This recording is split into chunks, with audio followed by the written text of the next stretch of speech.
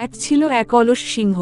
সে ভাবো এই জঙ্গলে আমি রাজা, আমি যা বলবো সেটাই নিয়ম। প্রতিদিন সে এক একটা প্রাণী ধরে খেয়ে সবাই ভয়ে কাঁপত। এই জঙ্গল আমার, সবাইকে আমার কথা মানতেই হবে। সবাই যখন ভয়ে চুপচাপ, তখন এক ছোট্ট খরগোশ ভাবল, ভয় পেলে বাঁচা যাবে না, বুদ্ধি খাটাতে হবে। খরগোশ সোজা চলে গেল সিংহের কাছে, তাও আবার দেরি করে। এই খরগোশ, এত দেরি করে এলি কেন?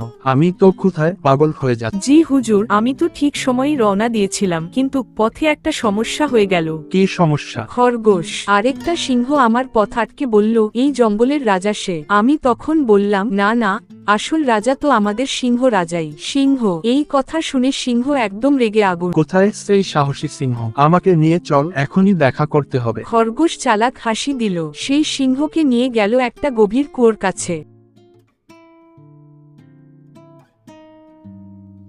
এই কুয়োর ভিতরেই সে থাকে, খুবই ভয়ানক দেখতে। সিংহ কুয়োর পানিতে তাকিয়ে দেখে এক বিশাল সিংহ তাকিয়ে আছে তার দিকেই। আসলে ওটা তার নিজের প্রতিবিম্ব। এই তুই আমার জায়গা নিতে চাস? চল লড়াই। এই বলে সিংহ ঝাঁপিয়ে পড়ল কুয়োর ভিতর, আর সেখানেই তার শেষ।